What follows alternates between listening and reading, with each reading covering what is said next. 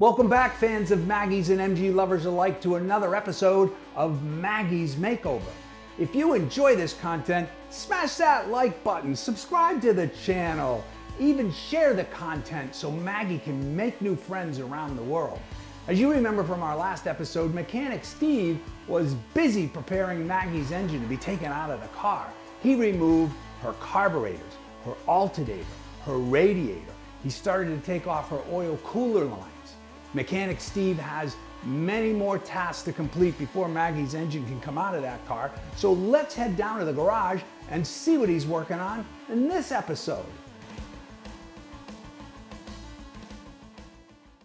At the end of two periods of play, the Boston Bruins lead the New York Rangers by a score of 2-0 based on some aggressive forechecking and great goaltending. Shots on goal equal 22-5, and I am not in the Boston Garden. Of course you're not actually in the Boston Garden. This is Studio 1A, Maggie's Makeover. Sorry for the intrusion, folks. I don't even know who that guy is. So in any event, in this episode, we are going to remove the temperature controller and the distributor that are on the engine block. That's gonna open up area for us to put the wrenches in and take off the remaining fittings on the oiler cooler lines, and then we can take that whole radiator substructure along with the oil cooler lines out in one piece. We're then gonna drain Maggie's engine oil, which hasn't been done in 40 years. God knows what we're gonna find there. We're gonna take off the clutch slave cylinder, and we're gonna remove the exhaust. So we got a lot of work to do ahead of us. Let's start wrenching. Our work continues to remove the radiator subframe. You see we've undone the bolts on the right side of this, so I could slide that back and pull the radiator out of the car. We're gonna continue along to remove that. And so while we've already taken the oiler cooler lines, taking them off of the oil cooler, you're gonna find that they run up through here, through the radiator subframe. One of them runs down to where the oil filter housing is. The other one goes back actually to the block. Now you're gonna see when we look down in here, there's not enough room to get wrenches on those fittings down there. What precludes us from doing that is the actual fact that the distributor is here and this temperature controller for the heater box is in the way. And so the next steps will be to remove the temperature controller and the distributor to give us room to undo this fitting, and then finally come back to take the rest of the bolts out of the subframe here and remove it with the lines, the oil cooler lines intact. So that's the next step here, and we might as well get to work. So the first thing we're going to do is we're going to remove this line here that runs the coolant up into the heater box. Now, I think I learned with the radiator lines, these things are 40 years old. They're inflexible. They've been on here a long time. I'm not going to mess around with them. They're going to be replaced anyway, so I'm just going to cut them right out.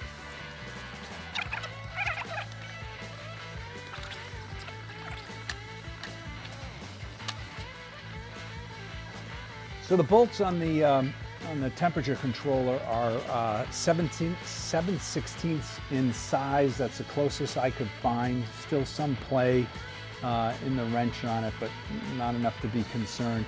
I've tried to turn these. They're in there pretty solid, so we're gonna actually use a torch, heat them up, and see if that can persuade them to come out.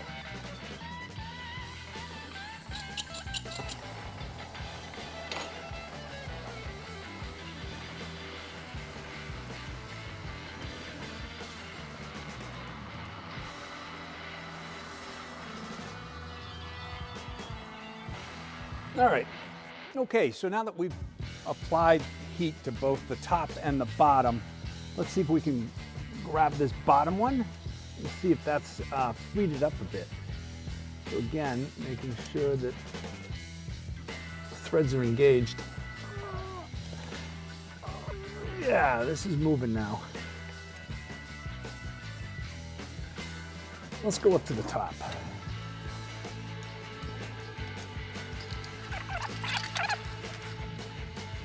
All right, and there's the first one off. You can see that's pretty rusty.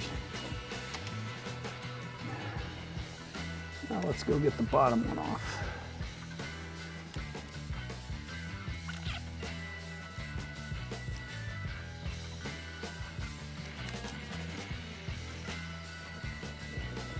That's just about out. A few more turns.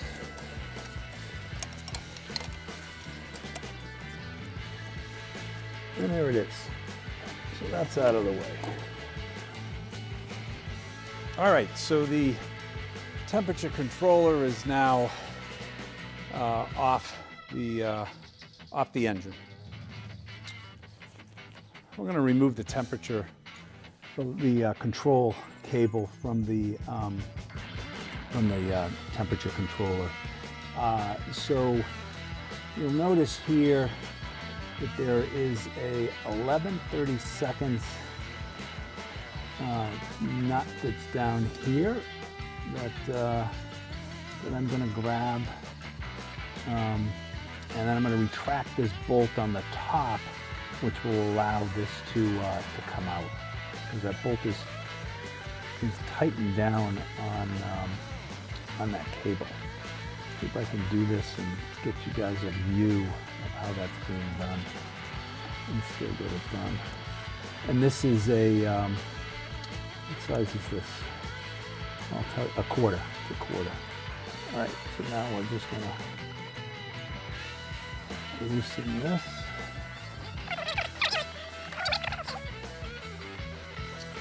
Okay, so now we're gonna remove this nut back here. Yeah, so this is a 5/16.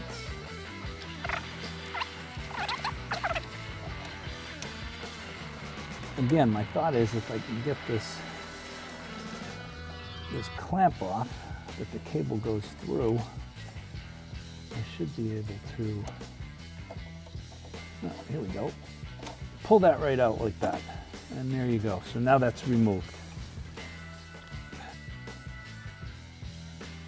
Okay, so let's look to take the distributor off. I'm going to try to get in here and give you guys a look at what's holding that on. Kind of hard to do given my camera rig. You're going to see this right up here. That, of course, is a thing that clamps and stops the distributor from rotating in plane, right? Which is done to advance or retard the timing. That's not what necessarily, I believe, holds the distributor in. There are two screws that run parallel to the shaft of the distributor and perpendicular to the block. I think you can see one of them right here by my finger. And then on the other side, can't really see if you guys are seeing this or not. Sorry for the lack of focus here. There's another one right there. And you see it right there. So those two screws have to come out, and I believe the distributor comes out. I don't think I have to undo that bolt that stops the rotation of it. So let's take those two screws out, see if we can get the distributor out of the off of the engine. Okay, so I think I got a good camera angle here, so you can actually see these distributor bolts coming out. I'm going to try to keep my hands out of this so that you can see it being done.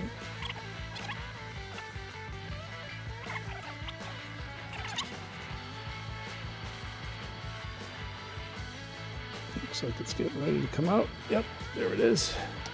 All right, so that's that one.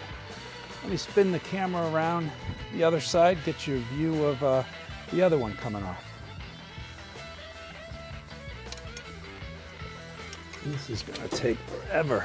All right, I think, guys, I'm gonna spare you the detail of that.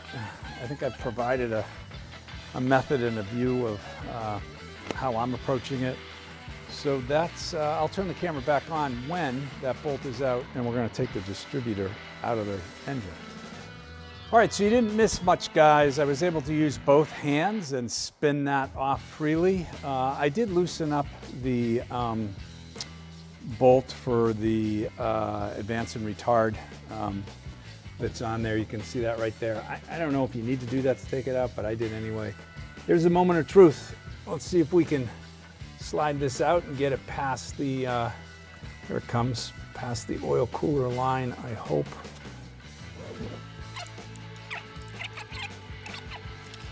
That out. There's the distributor, all taken out. Oh, here we go. I think we gotta disconnect this line right here. So there you have it. The distributor is out, providing I undo this this electrical line.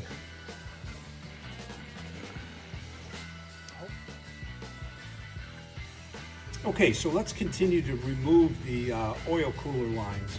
You're gonna see right here at the oil filter, on that side there's a fitting right here, and the actual oil cooler line fitting right here.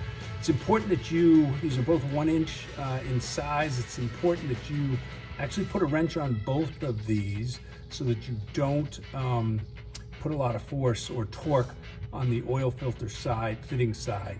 Now, once we get that off, there's another line up here that we have to take off. This is the oil pressure line that goes for the gauge inside the car. It's not a 1/2, it's not a 9/16, it's a tweener. And I'm gonna try to use an adjustable wrench. I normally don't like doing that because you can strip things, but if that's not held in too tight, I think we'll get away with that. That'll open up room to take the remaining connection of the oil cooler line from the block off again by putting a wrench here on the fitting on the block side, and then rotating the oil cooler line while holding that stationary. So that's going to be the process we're going to follow, and let's get to work.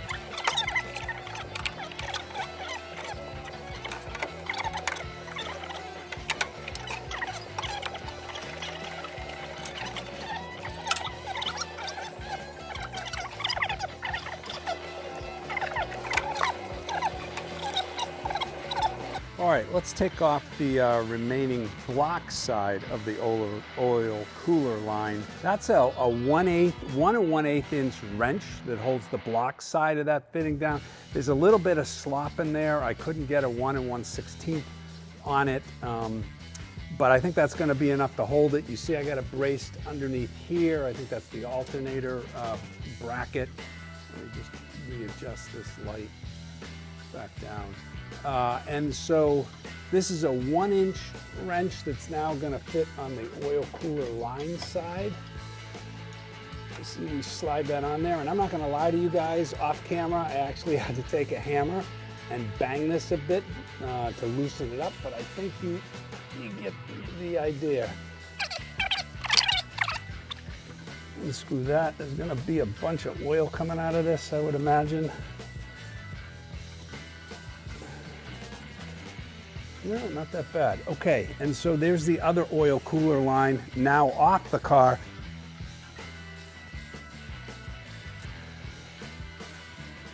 So these are 1/2 inch bolts. To expose these, I think we got to take the washer fluid bottle out. Anything in this? No, 40 years later, there's nothing in it. And let me get a light up here so I can see. And let's just start unscrewing these.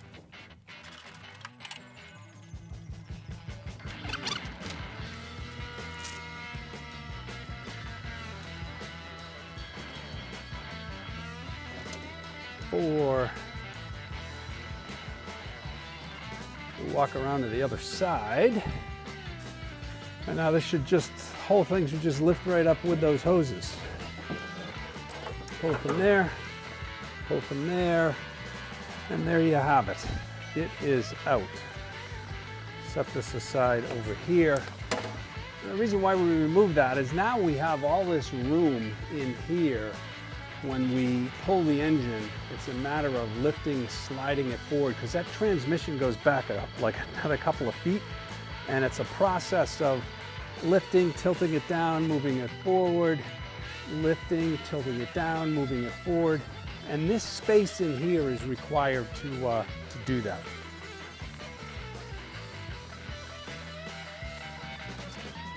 All right, so Maggies oil hasn't been drained or changed in 40 years. So we're gonna come under here. God knows what's gonna come out of this. But let's take a look. I just cannot imagine what 40 years does to engine oil. I'll give you a blow by blow as I remove this. Okay, it's flowing. It's dark, it's black. I'm amazed. I thought it would be coming out in chunks, but it's not. It's draining like yesterday. So we'll let that flow out and then reseal it back in. Don't want to send the engine to the rebuilders with engine oil in it. I'm sure we would not be happy about that. So we're going to now take off the clutch slave cylinder. That's a hydraulic cylinder that when you depress that clutch, it separates the clutch pad from the flywheel that allow you to shift. So to remove this, there is a common pin on it, which I think you can see right there. That has to come out. And then you come around here, there's two 9/16 inch bolts that have to come out. That's going to allow us to pull this out of here and then slide that right down. Maybe we'll zip tie it up to the frame, get it out of the way for the engine pull.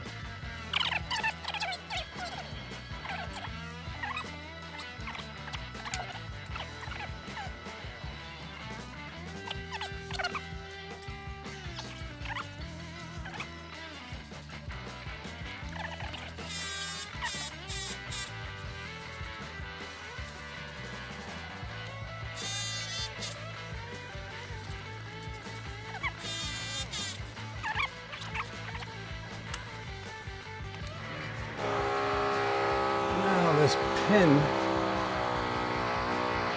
should come out freely, which it does, and there we go. Okay, so the next piece that's got to come off is the exhaust system.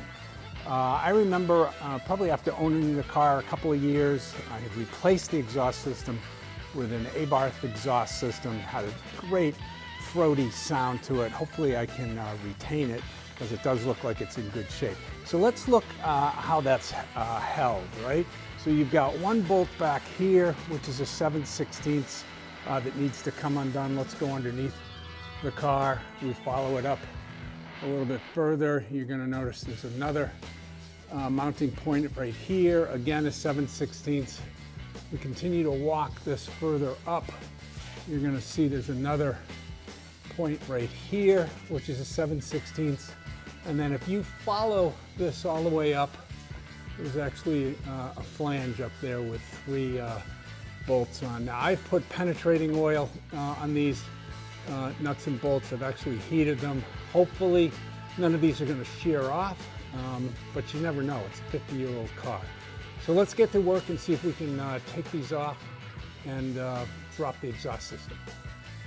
Okay, so after about 20 minutes, I think I got a good shot angle in here with lighting, and for the camera, I'm gonna attempt to take these off using a 1/4-inch drive. I'm gonna try to stay out of the way, but so that you can see. I'm using a flexible attachment, as I said with this. Just keep your fingers crossed that these things turn.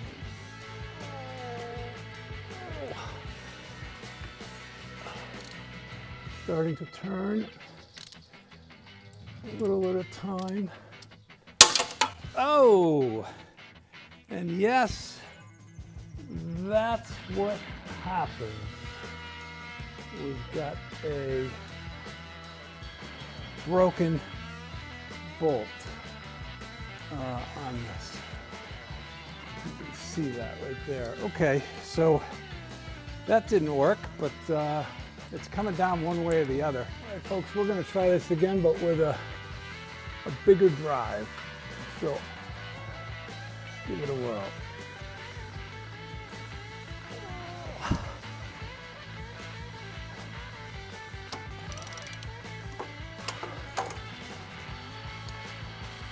All right, you know what we're going to do? We're going to try something else. We're going to get an impact gun.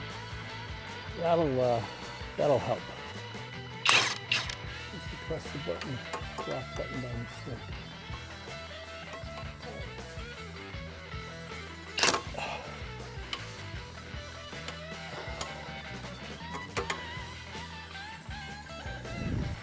Let me see if I've loosened that. Let's think positive. There is a fifth dimension known to man that is as vast as space and is as timeless as infinity. It's the middle ground between science and superstition, and it lies between the pit of a restorer's fears and the knowledge in his shop manuals. It is the dimension of time where the motion of nuts and bolts are suspended and whose outcome cannot be changed no matter what tool he uses. It's an area void of forward progress, and it's called the Restoration Hell Zone. Mechanic Steve has now entered that zone. I hope these are sort of held up above.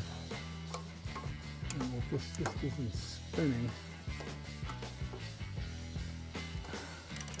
Maybe a nut on the nut.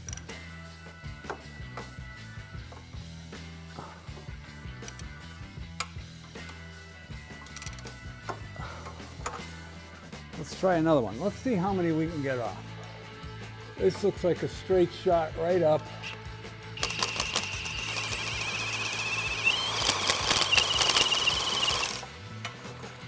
That's got to be spinning from above.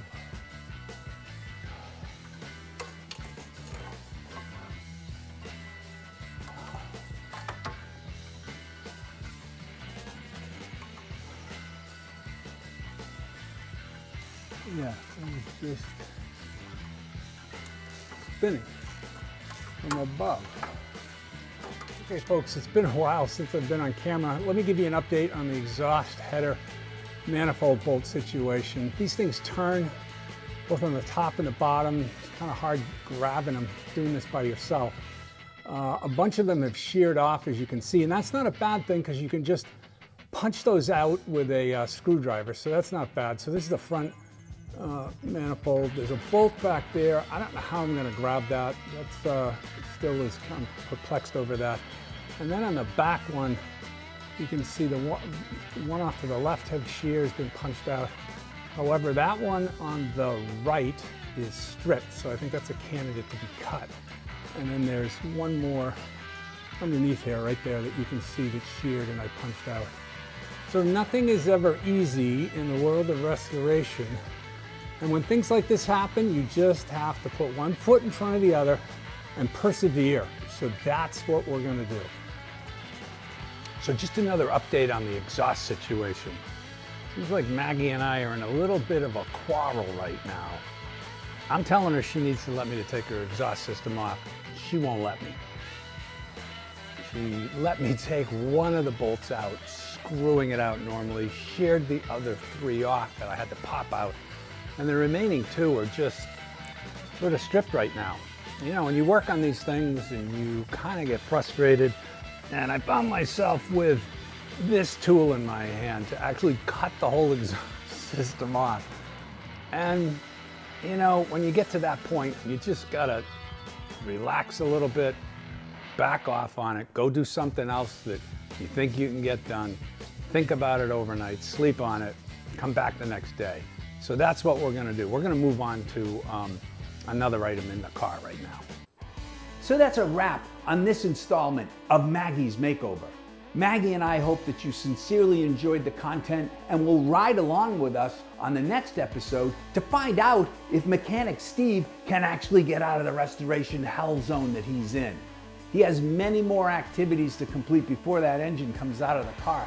Those include remove the motor mounts, remove the drive shaft, remove the starter, remove the intake and exhaust manifold, and prepare the transmission to be pulled. You're going to see Mechanic Steve do all of those in the next episode, so please join us.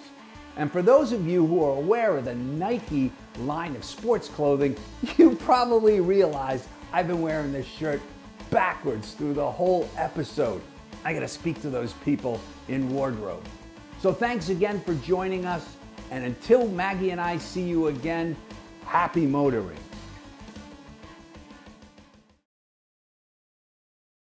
Say hello to my little friend.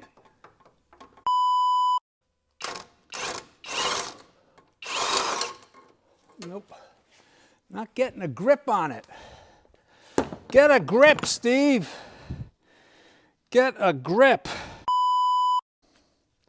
I need a moral victory. I need a moral victory. And keep in mind, folks, this is just one of 6 because there's 2 flanges. This is the ugly side of the MGB restoration. The ugly side. Everybody makes these videos and everything comes apart fast, and no, that's for the cameras. This is real life, baby.